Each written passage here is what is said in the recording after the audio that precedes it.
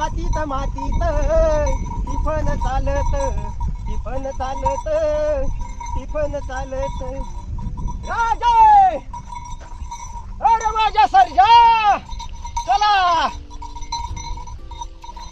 अरे बापरे अरे कोणी पाणी सुद्धा आणि ना मला कामाला लावून दिलंय नुसतं.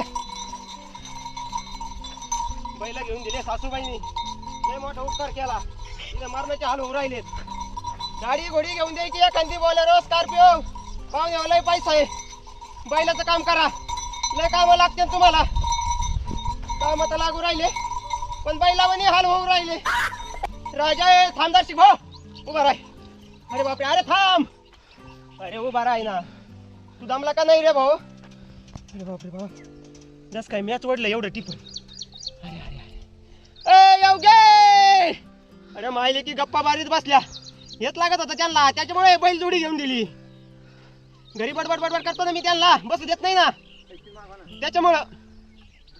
मायले की आता चांगले आई चांगले कान भरत असन. भाई असं कर तसं कर घरी बसून राह त्यांना कर दे काम. बरोबर गुंतून दिलं मला आता इकडे. त्यांना म्हणलं स्कॉर्पिओ घेऊन द्या मी शिटा होईन शिर्डी शिंगणापूर. नाही जमलं त्यांना बैल घेऊन दिली. जाऊ दे आता करावंच लागेल. गाडी तरी कुठे येते मला चालली. अरे येवगे अरे पाणी तरी आण रे.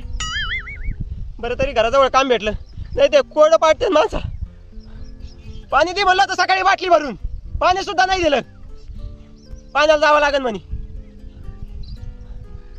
सासूबाई अहो जर शिक सोडा तिला काम पाहू द्या.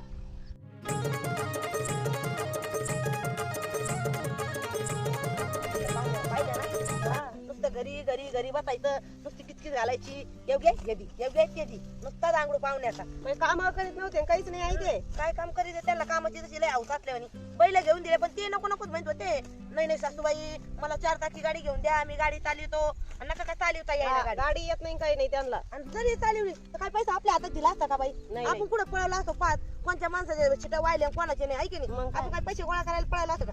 तसं हे कसं आपल्याला राहणं माहितीये लोकांची घरं माहिती इथली इकडे आऊत गेलं चला बालकाकडून पैसे घेऊन यायचे काम आपणच पाहिजे. पैसे आपण पाहुण्याचे काय हात मोठी कुंची कवाय ना तिकडून मोठं हॉटेल पाहून उभा केली असती मस्त. पैसे तर राहिलेच असते का नाही गाडीचे त्यांच्या जवळ. मग गाडी भाड्याचे पैसे असते मस्त पैसे वडे भजे खाल्ले असते पाहुण्याने. आणि आपल्याला हिशोब खरंच दिला असता का पाहुण्याने. पाहुणे कसं बेकार माहित नाही का आपल्याला. जाऊ दे आता काय सांगायचं गुतून दिले आता पुन्हा तानामध्ये ना. आता काय हॉटेल तर नाही काय तर नाही घेऊन यायचं.